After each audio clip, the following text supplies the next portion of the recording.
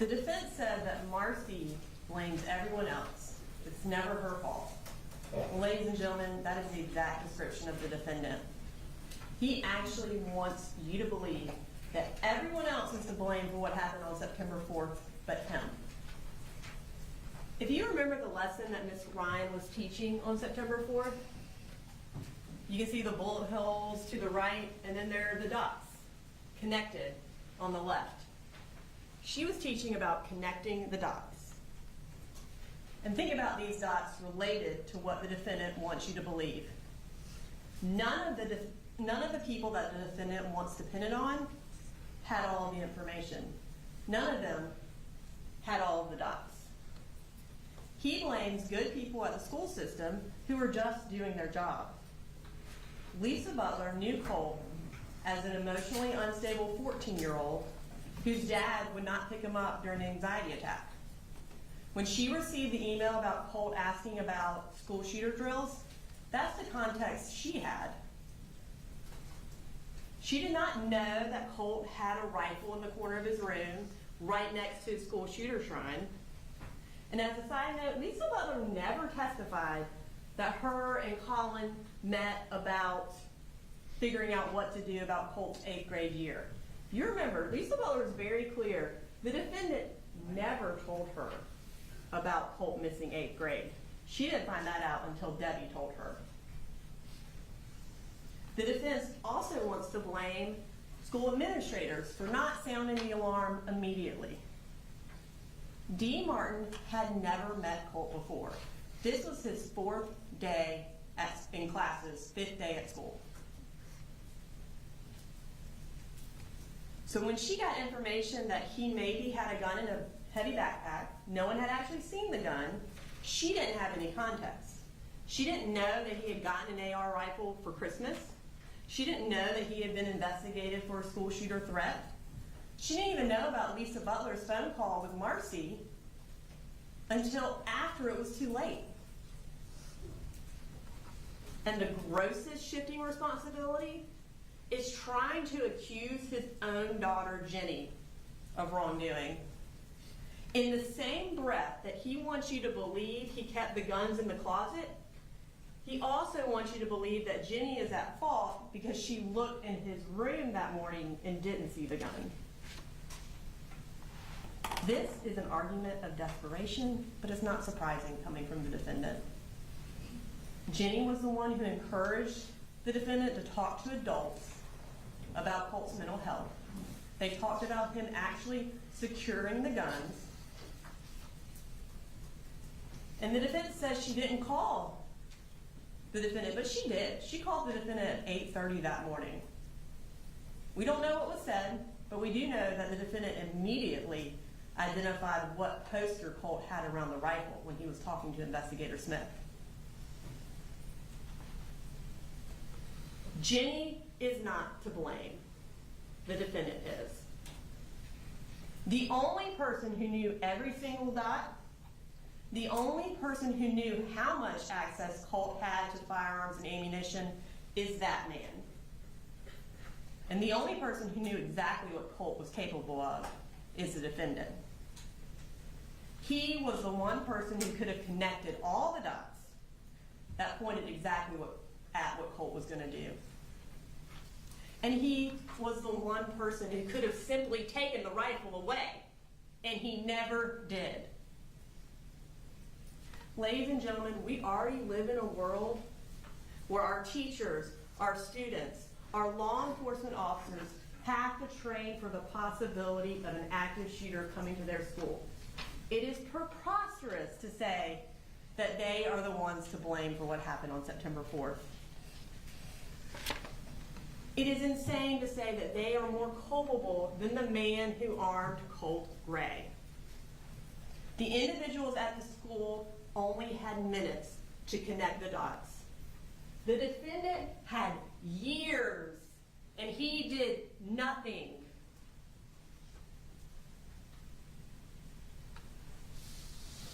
And then they want to talk about the computer that was in Colt's room and the person he was texting. Well, the defense knows that hearsay of Colt isn't admissible. They know that we can't prove that the defendant knew what was on Colt's computer, so that's not admissible. It is just an argument to try to distract you from what the actual evidence of what the defendant knew was. And then they want to insinuate that Marcy is really the one to blame. That's not an argument based in law or fact. Did Marcy Gray and her addiction cause more chaos in the lives of the Gray children? Absolutely. And that's why Jenny, by her own choice, doesn't have contact with her mother. But she's not charged because she did not commit actions that constitute a crime. You can see it in the indictment. The defendant is charged because he had custodial responsibility and he gave Colt access to a firearm and ammunition. For the custody part, you can see it on these calendars. The blue shows when Colt was living only with the defendant. The purple are those 2 months and a few days where he was living only with Marcy. And the green in 2024 is the few weeks where they all lived together. Of the last 22 months before September 4th, over 18 of those months, Colt spent solely with the defendant. The defendant had custody. The defendant had the ability to take that gun away. This case is not about who is the worst parent. It's about who armed Colt and who enabled him to commit the crime that he did. And it was that man.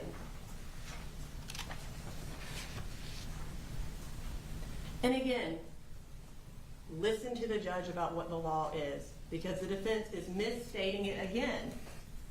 We do not have to prove that the defendant knew his son was going to commit a school shooting on September 4th. And let me be very clear about this. If Colin Gray had sent the defendant a text message saying, I'm about to go shoot up a school, or if he told him, hey, I'm going to go shoot up Apalachee today, then he would be charged with malice murder because he gave him the firearm and ammunition that let him do it. He would be charged as a party to a crime, and that is a completely different charge. He is not charged with knowing that he was going to commit a school shooting. He is charged with having sufficient warning that Colt would harm someone. If you find that the defendant had sufficient warnings about his son, sufficient warnings that he would hurt someone, that the defendant consciously disregarded that risk by giving him access to ammunition and a rifle, and for the second-degree murder and involuntary manslaughter, if you find that the deaths were reasonably foreseeable, then the defendant is guilty of the crimes charged. Those points are your focus. Not Marcy, not the countless people that the defendant wants to blame, and certainly not the dark web. Those three things are what you talk about in the jury room. Those three things are what you need to find the defendant guilty.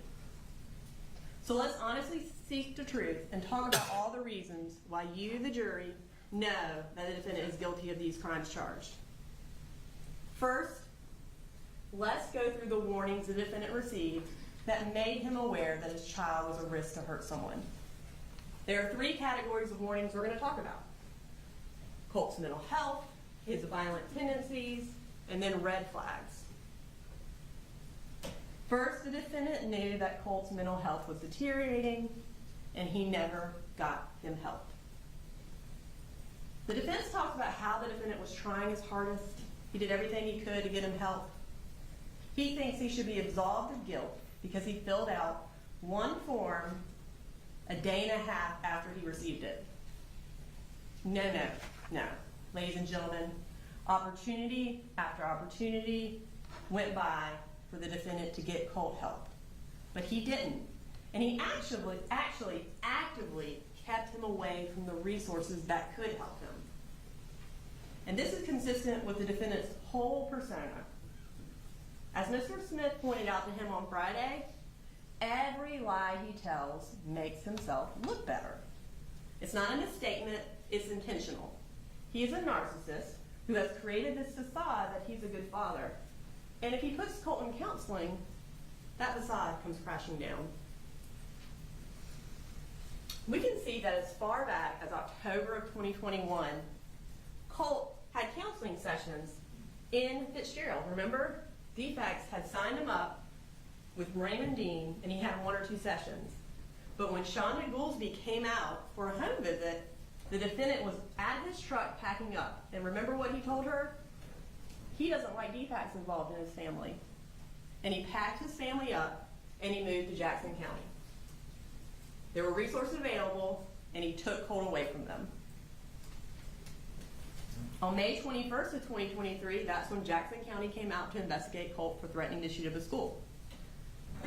On June 9th, 3 weeks later, the defendant tells Michaela Anderson, Colt doesn't need counseling. He is angry at his mom. He's being bullied, according to the defendant, and he's suspected of threatening to shoot up a school. He clearly needed counseling. But the defendant lied and said he didn't. Again, not getting the resources he could have. 2 weeks later, and a month after the Discord investigation, they sign a lease in Barry County, and they move. Colt gets on the radar in Jackson County. The defendant takes him off of it. Colt then moves back to Fitzgerald in the summer of 2023. And his grandfather calls the police on him October 3rd. And what happens on October 4th? The defendant comes and gets him and brings him back to Barry County. Gets on the police's radar. He moves to another county again. And remember, October 4th was 1 day before he had counseling scheduled again in Fitzgerald. Again, he doesn't get the resources he needs. Then we have October 30th of 2023. Ms. Pierre Charles comes out to the residence to do a home visit, and the defendant lies to her and says, we're doing counseling at Barra Ministry Village. Well, you heard Scott Dakin, their director. They never did counseling there. The defendant even admitted it after hearing from Scott Dakin. They never did counseling there.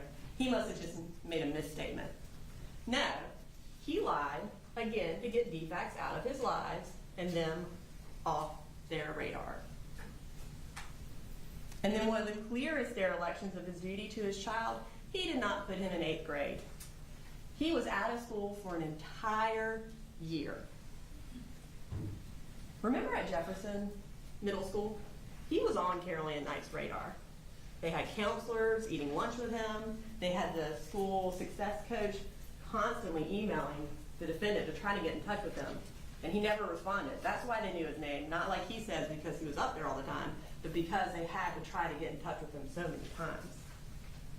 He was on Jefferson's radar. He was getting resources. And the defendant, again, took him out of school, took him off the radar.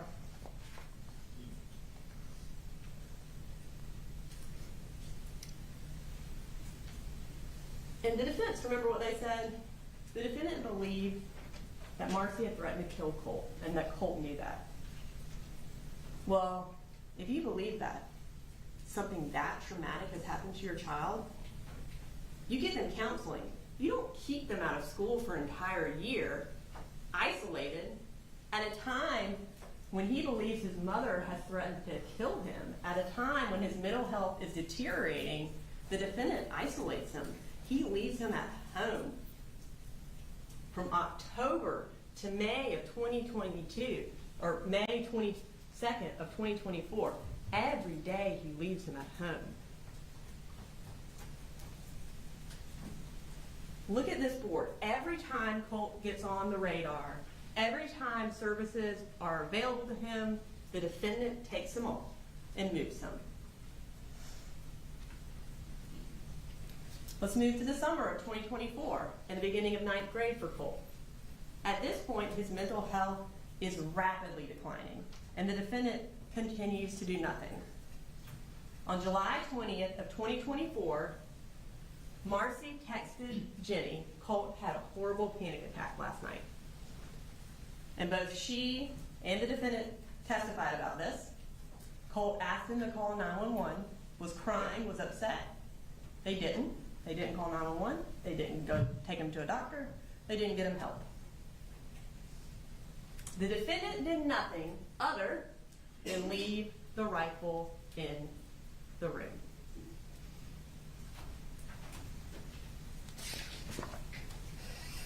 Fast forward to August 16th. The defendant reached out to a counselor. Finally, maybe he'll get Colt help. Dawn Crook. And this is how he described Colt to her. He needs help, anger, anxiety, quick to be volatile. I don't know what to do. He admitted his son needed help and that he didn't know what to do. Yet, he did not follow through. He did not actually get Colt help. Instead, he lied again. When Dawn called him, he didn't pick up. He was just at his house, but he lied and said he was in the field. Instead, he just sent a screenshot of Dawn's response to Debbie. Why? Because everything he does is for show. He wants to look like a good dad. Hey, Debbie, look, I'm getting Colt help. He wants to appease her, so she'll keep giving him money. He doesn't actually want to get Colt help. If he did, he absolutely could have. The defense points out that today still, we don't know what's wrong with Colt. But we don't know what's wrong with Colt because the defendant never got him evaluated. If he had, we would know what was wrong with Colt. However, the defendant isn't guilty of these crimes just because he didn't get Colt help. That doesn't make him a criminal. It makes him a bad parent, sure, but not a criminal. The defendant is guilty because he's clearly aware that Colt needs help. These text messages, these researching that he's doing, he knows Colt's mental health is deteriorating. But he still leaves the rifle in the room. That's why he's guilty. We fast forward 10 days. Now we're at August 26th. Colt has another severe anxiety attack at school. Does the defendant pick his kid up, his anxiety-ridden, crying, upset child, and take him to Dawn Crook's office? Or Advantage, that you heard him testify he knew was open every day? No. He leaves him at school. And then the next day, Colt is absent from school. Colt is home alone the day after an anxiety attack, with the rifle still in his room. The very next day, August 28th, Colt told the defendant that he had no control over what voices told him to do. I have to kind of dance around the inconvenient truth at times. I have no control over what these things say and tell me to do. A day after, or 2 days after a severe anxiety attack, he's talking about voices, and he still leaves the rifle in the room, ladies and gentlemen.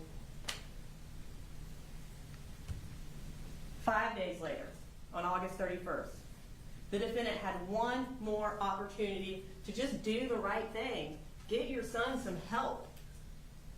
But once again, he failed his son.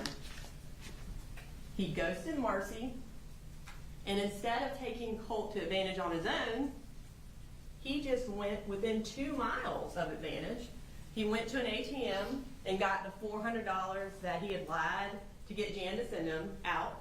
And then they went to the Guitar Center and bought some stuff. And remember this, the defendant knew Colt was a cutter. He testified to that. He said he knew as far back as when Colt was in Fitzgerald. And you heard Vicki Lee testify. If they had known, if when Colt presented, if he ever presented, and they had known that he was a cutter, they would have hospitalized him. You know what that means? We wouldn't be here today because this tragedy would have been prevented. Ladies and gentlemen, the defendant absolutely knew he could have and should have taken his son to Advantage on August 31st. That very Saturday, that very Saturday of August 31st, he texted his sister Jan, "I hope everything is going good for you. I need a favor if possible. I'm a couple dollars short on rent and wanted to see if I can borrow some money, and I will zell it. Back to you Friday. I'm short because of co-pays for doctors for Colt. I think I'm going to have to check him in a place so they can try to help him. He had a full-on panic attack at school Wednesday. So I'm trying to get him into a psychologist in Athens. He's talking about Advantage on the Saturday he is supposed to take him to Advantage.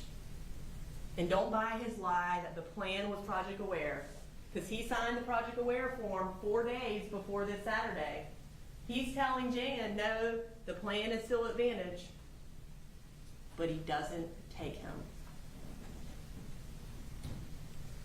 This text also highlights the absolute reckless disregard the defendant had. What it shows is the defendant's willingness to not only use Colt's deteriorating mental health for his own benefit, but it also his willingness to lie for his own benefit. Remember what investigator Gilliland testified to. The defendant never paid a doctor's copay for Colt. Never took him to a doctor. The defendant even admitted that on the stand, that he lied to his sister. The only doctor he ever paid for was at Medicine Will, so he could get his own medicines. Weekly, he would go to Medicine Will and get his medicine and pay $90. He was willing to go to a doctor to meet his own needs, but he was never willing to get his son help. And he was never willing to take the rifle out of the room.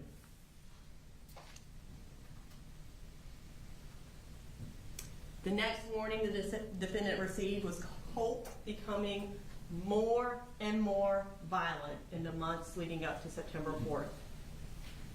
Colt has documented behavioral issues going all the way back to first grade, where he would kick and hit students at least 2 to 3 times a day. And even if you believe the defendant that he had no idea about that, there's no way that behavior wasn't also going on at home.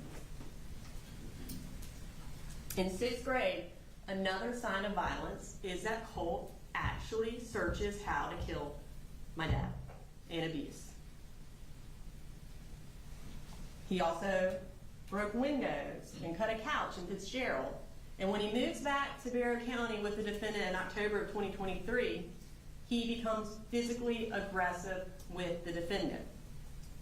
Jenny, in her testimony, detailed fistfights between the two of them and described how Colt would cause holes in the walls of the house.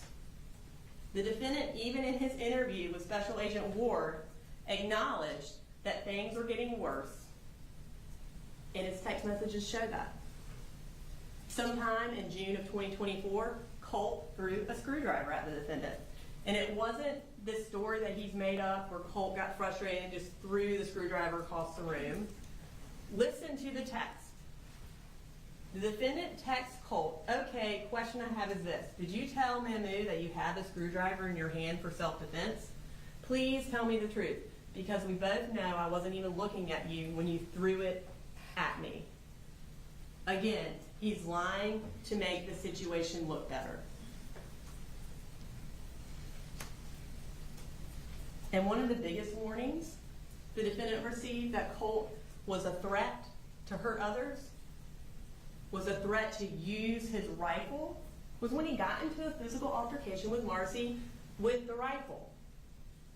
Now, despite the defendant's new version of his story that he told y'all on Friday, this is what he told Investigator Smith.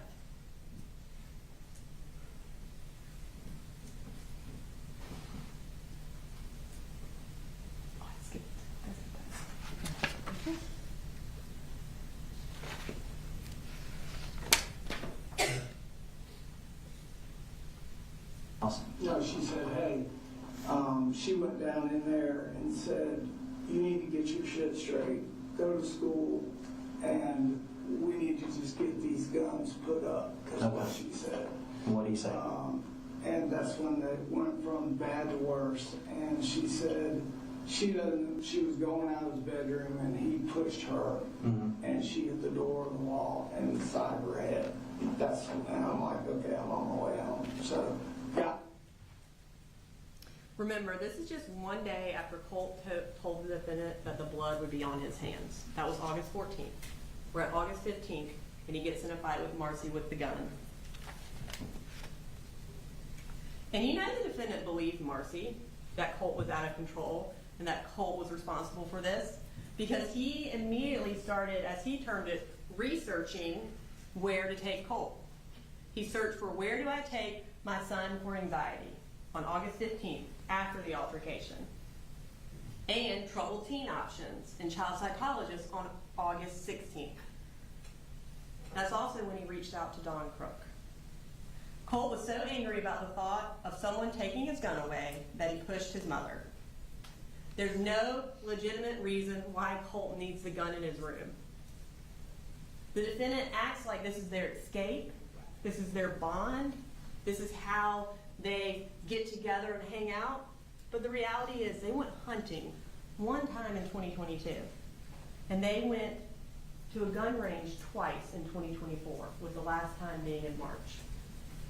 Colt doesn't need that gun in his room. They're not bonding over it. The defendant testified that the rifle never came into play with Colt's arguments, not until it did with Marcy. He essentially said, but if it had been involved, sure, I would have definitely taken the gun away. Listen to what he is saying. He would have taken the rifle away once Colt used it. Guns kill people. Once Colt uses the gun, it's too late. The defendant does not get absolved of guilt because he would have taken the gun away if Colt had shot someone with it. He doesn't get absolved of guilt because he's hopeful that Colt won't use it. He is guilty of these charges because leaving the rifle in the room caused the death of 4 people. Now the final warning we have is the red flags. And again, we don't have to prove that the defendant has sufficient warning that Colin Gray would specifically become a school shooter. That is not what the law is, just that he would hurt someone. But in addition to the deteriorating mental health, the escalating violence, the defendant did have 3 huge red flags that specifically pointed at Colt becoming a school shooter. Of course, the first one is the fact that law enforcement came out to the defendant's residence in May of 2023. In the context of Colt previously threatening to murder his dad on a computer, law enforcement is coming out to talk to the defendant about another threat of murder on a computer. And regardless when the defendant found out about this, he absolutely knew it before May of 2023. The defendant claims that the Jackson County investigator said that he believed it wasn't Colt. Again, don't listen to his lies. You didn't hear that on body cam, and you certainly didn't hear Investigator Miller testify to that. And you know that that didn't happen because of what the investigator told, what defendant told Investigator Smith. Remember when they were talking about this incident? The defendant said this was a red flag to him and that he took the computers away. If he believed that Colt had nothing to do with this, why take the computers away? And yet, he still bought his son a rifle 6 months later on November 17th. Ladies and gentlemen, the Friday before Jackson County came out to his house was Colt's last day of 7th grade. August 14th of 2024 was his first day of school since that school shooter threat. And this is what he does that morning before school starts. He texts his father, whenever something happens, just know the blood is on your hands. This isn't a text about Marcy. That's another lie he spent a year and a half coming up with. At no point in this entire text thread where he's talking about the defendant driving off a cliff, and how he twists lies, does he ever talk about Marcy. This is a threat, and the defendant knew it. This was another dot that the defendant had that, when connected, pointed directly at Colt being a danger. And yet, the rifle stayed in the room. Another red flag is Colt's paranoia about his teachers. He texts Marcy on August 28th, "There are people after me and I don't like it. My teachers. I feel as if they're plotting against me. Somehow I feel like they'll hurt me."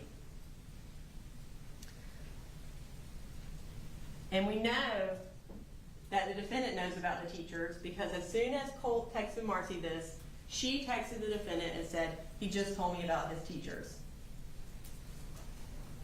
The defendant also told Investigator Smith about the teachers and said specifically that Colt thought math teachers were out to get him. And remember Miss Greer's class? She was Colt's math teacher. That was the class that he couldn't get into when he came out of the bathroom. Not only does Colt now have the means to commit a school shooting, but he has a target that he has identified to his dad, math teacher. And then the last huge red flag is obviously the school shooter shrine. Colt wanted his dad to see this shrine. It is on the most prominent wall in that room. It is on the wall right across from the bedroom door. This door is 12.2 feet from that wall.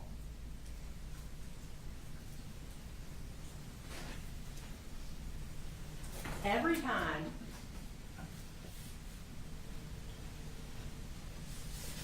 the defendant walked into that room, this is what he saw. Every time the defendant walked out of the bathroom, this is what he saw. And on September 4th, when he walked into the room to see if the rifle was there, this is what he saw. Were you in the back? This is what he saw. You can read the headlines. You can see that these are all the same person.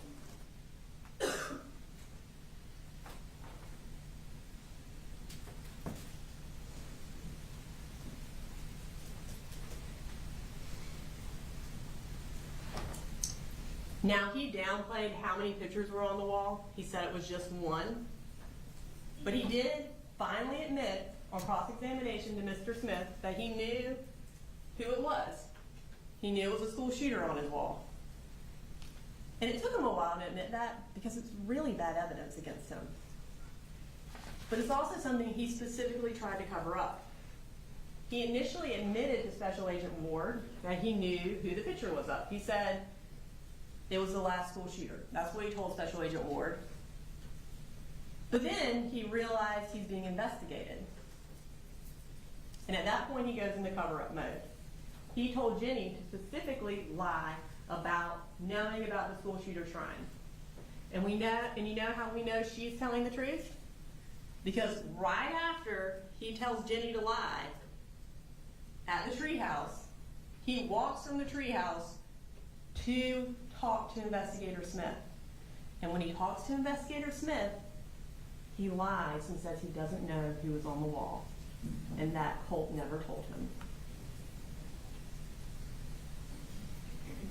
Did he? So he never told He you? never told me who that was. Never did. He never did. He was like, He lied, and he told Jenny to lie. And one of the most accurate things the defense said when they were direct examining the defendant is that the defendant would have taken the shrine down if he had had time. But he didn't have time. He pulled into his driveway at 12:27 on September 4th. Less than 5 minutes later, law enforcement is already out of their car going to bang on his door. And he heard sirens well before that. He didn't have time to cover anything up. He had time to come up with a lie, and that was it.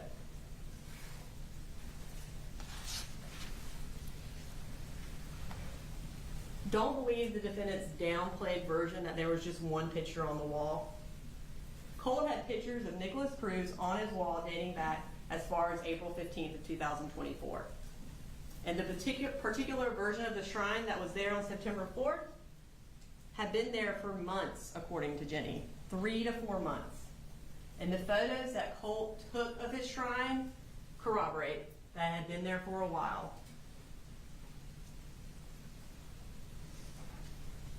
When you flip the mirror images, you can see that the photo that was taken on August 9th, August 28th, and September 2nd looks exactly like how the shrine was on September 4th.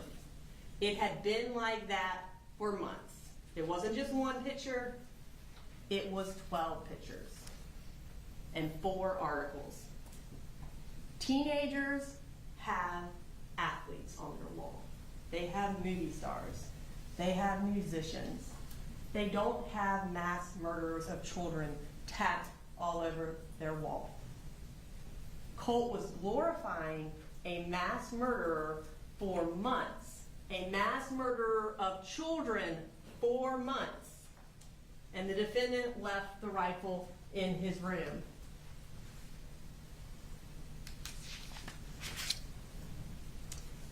The defendant claims he didn't see this coming. Any reasonable or even unreasonable person would walk into that room, see that, and know exactly what Colt was capable of, and would take the gun out of his room. At the moment a reasonable person saw this shrine, that is the moment they would 100% connect the dots and know that it was Colt who made the school shooter threat. It is when they would connect the dots and know what he meant by the blood is going to be on your hands. And is when they would know who the target was going to be, his math teachers, his school, just like he threatened online and just like his idol, Nick Cruz.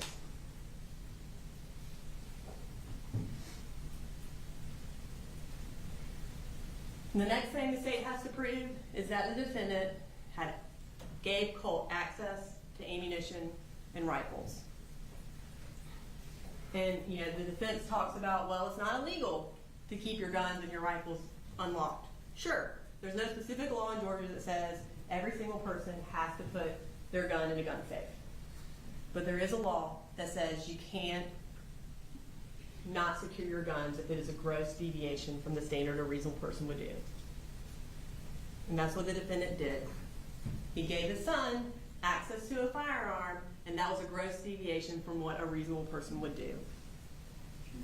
And for the ammunition, we know the defendant was the one who purchased the actual ammunition that was used in the shooting. He purchased it on June 7th. He purchased Lake City Winchester Full Metal Jacket, and that was the ammunition that Colt used and that Colt had left on September 4th. Colt also took pictures of the ammunition he was allowed to have in his room. And when law enforcement got to the defendant's house, more ammunition was just in an unsecured box in the laundry room where Colt often slept. The ammunition was not secured, it wasn't separated from the weapons, it was just out and all over the house. And just like Colt can't buy a firearm, he can't buy ammunition. He's under the age of 18 and he can't get it without the defendant's help. Without the defendant getting him ammunition, this would not have happened. On August 11th, Colt sent the defendant this text message. Could you stop by Academy and pick up a 150 round pack of 5.56? If they don't have it, or if they don't have that, or 5.56, 223 will do. And then he follows up on August 16th, hey, if we can get 150 rounds, that's fine, but could we get at least 50?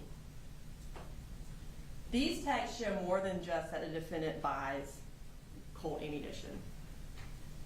It shows another red flag.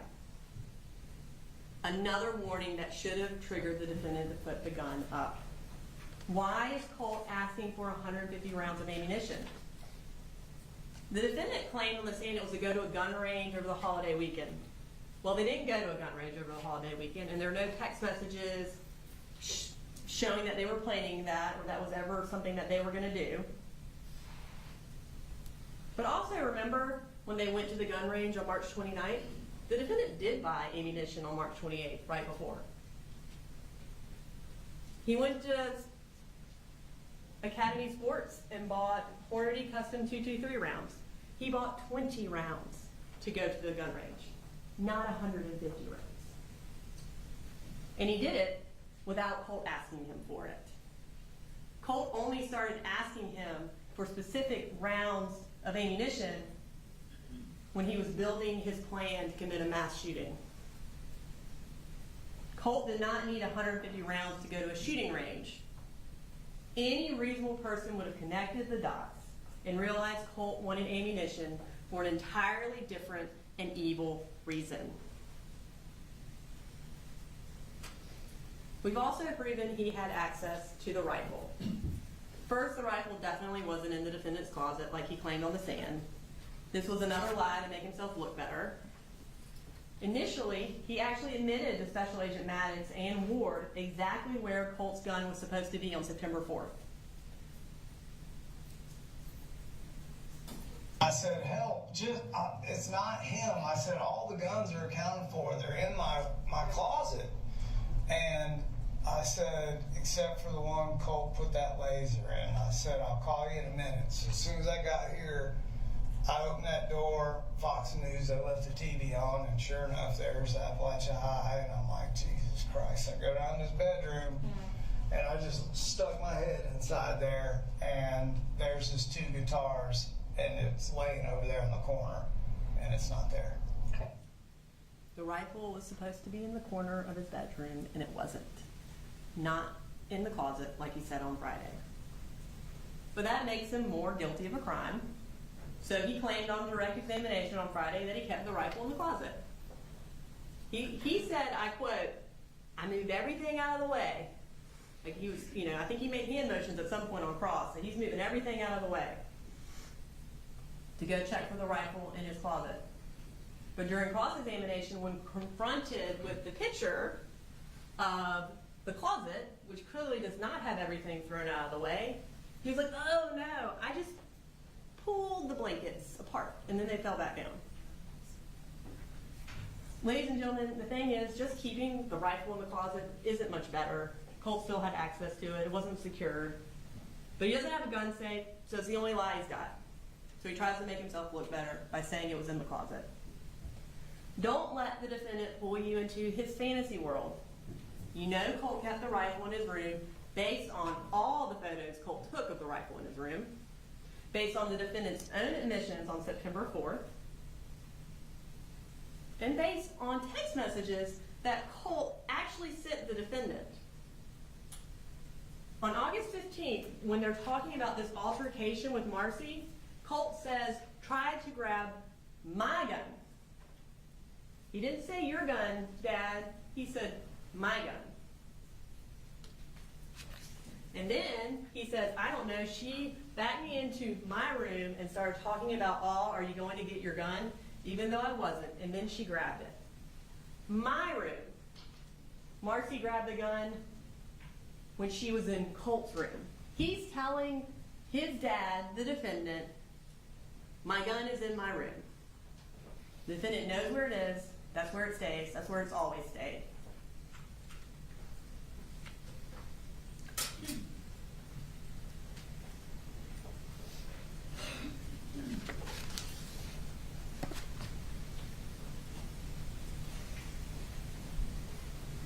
The defendant wants you to believe that he didn't need a safe because he and Colt had a trust pact with the blood oath, and Colt would never use the firearm improperly. But he didn't believe that. If he had believed that, he wouldn't be looking for gun safes. And if he had believed that, he wouldn't have told Marcy that he was going to put up the guns. It's been like that. Like our guns have always been. But what did Marcy ask you about the guns? What did she say to you about She guns? just said after the confrontation she had with Colt was like, you need to put them up or get rid of them. And I said, okay. The defendant wants you to absolve him of guilt because he was about to get a gun safe. He just needed $78 more. Don't believe the defendant's lie. In the month of August, he brought in almost $9,000. He got 5 paychecks for $1,429. He got Zelle after Zelle from Jan and Deborah, and that totaled $8,882. He certainly could have found $78 to buy a gun safe, but the truth was, it wasn't his priority. His priority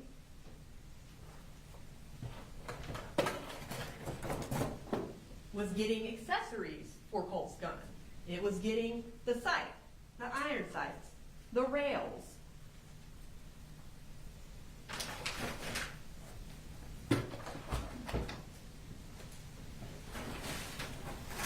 It was getting a school shooter vest that looked exactly like the one Nick Cruz had in his photo.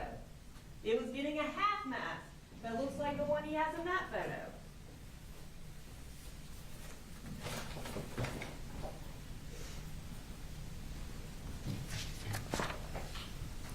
And the truth is, if securing the gun had ever been a priority for the defendant,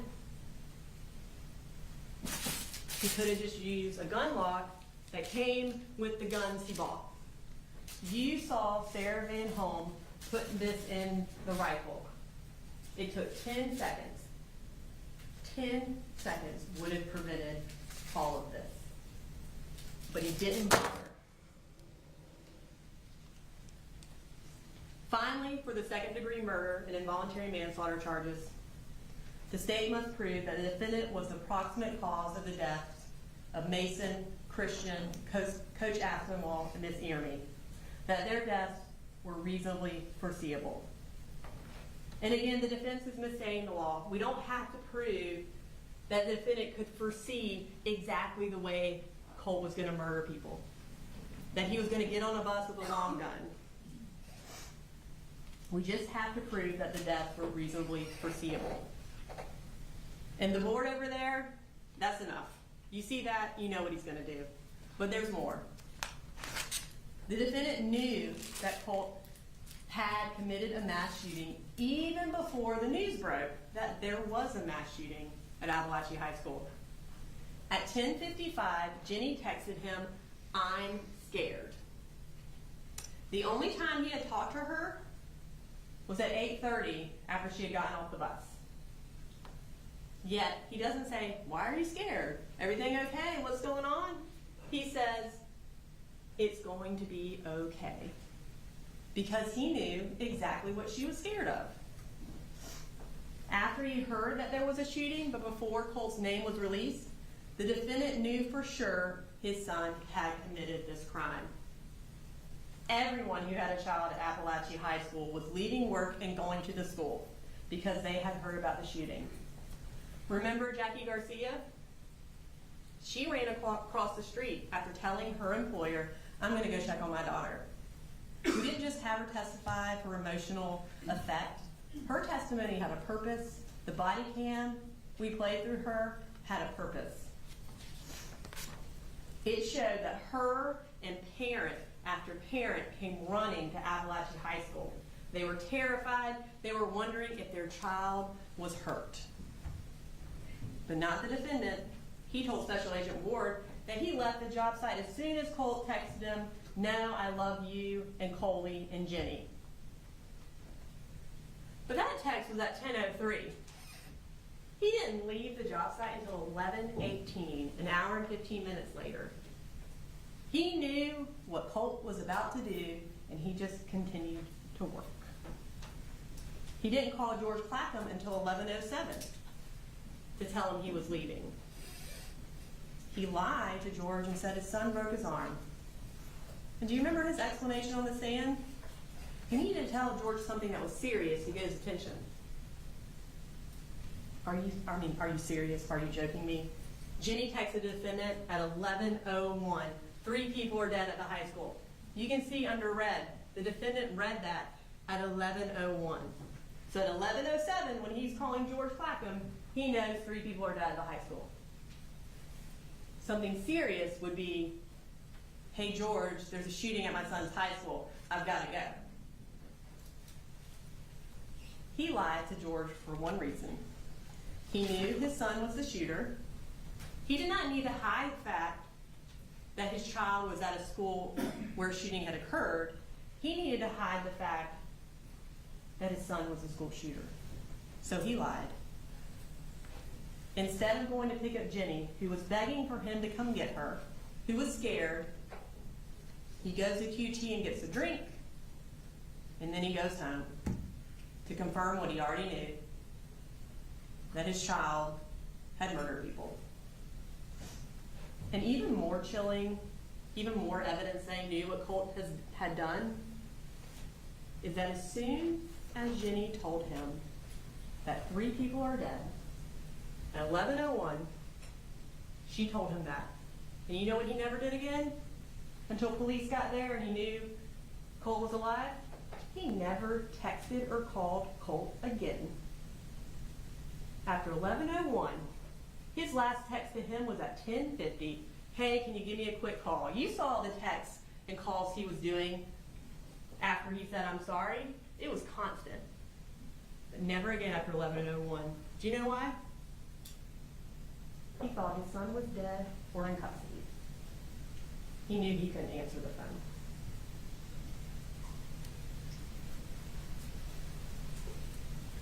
Not only was the shooting foreseeable, but the defendant knew he was responsible. You heard how Marcy researched Ethan Crumbley, a case where the parents of the school shooter were charged for not securing a gun. And you heard how Marcy clearly communicated that to the defendant based on their constant phone calls. You heard how the defendant lied to his boss to hide the fact that his son was a school shooter. And you heard how he made Jenny lie for him. The defendant not only knew what his son had done, but he knew what he had done too. Of the 2,000 students at Apalachee High School, only one set of parents suspected that their child was a school shooter. And only one parent had custody of that child and had given him the rifle and ammunition that he used. And that one parent was the defendant, Colin Gray. That is foreseeability, that is murder in the second degree, and that is involuntary manslaughter. Ladies and gentlemen, the defendant wants you to believe that this wasn't his fault, that he was trying his hardest, that being a single dad is hard. The defendant wants you to believe that he needed just one more day, and he would have taken that rifle away and everything would have been different. I knew I needed just one more day. I think this would have just changed everything because I could feel it. I could see. You can feel what? Just his whole attitude change. How? The defendant had 292 days between the day he bought his son a rifle on November 17th of 2023 and the day this unspeakable crime happened. 292 days to take any number of heartbreakingly small steps to prevent this mass shooting. He could have not lied to Miss Pierre Charles the day she did a home visit and asked her to get him some help for his child. He could have not bought his son, who had been accused of threatening to shoot up a school, an AR-style rifle on November 17th of 2023. He could have put his son in 8th grade any day that school year so he had resources available to him. He could have called 911 the day his son had an anxiety attack and begged him for help. He could have locked the rifle in his truck the day Colt asked the defendant for 150 rounds. He could have sold the rifle back to Mike's gun room the day Colt told the defendant that the blood would be on his hands when something happened. He could have bought a safe and secured the rifle the day Colt used it in a fight with Marcy. He could have put one of those gun locks he had on Colt's rifle the day he saw the mass murder of children tacked on his wall. He could have answered the phone the day Don Crook called. He could have picked Colt up and taken him to any counselor the day that he had an anxiety attack at school. He could have taken Colt to Advanced Behavioral Crisis Stabilization Unit the day of August 31st. The defendant did not take any of these heartbreakingly small steps. And because he didn't, because the defendant consciously disregarded the very apparent and obvious risk that his son was going to harm people, Mason, Christian, Coach Aspinwall, and Ms. Earmy do not get another day. They do not get one more day. Because of the defendant, their families will never get one more day with them. Because of the defendant, every student and teacher in Ms. Ryan's class will not have one more day where they are not the victims of a mass shooting. One more day where they don't have to fear something like this happening again. Ladies and gentlemen, do not give the defendant one more day to peddle his made-up excuses for why he did nothing to stop this tragedy. Do not give the defendant one more minute of listening to his lies about how he did everything he could. Do not give him one more second of not being held responsible for what happened on September 4th. Ladies and gentlemen, we have done our job. It's time for you to do your job and find him guilty of all charges.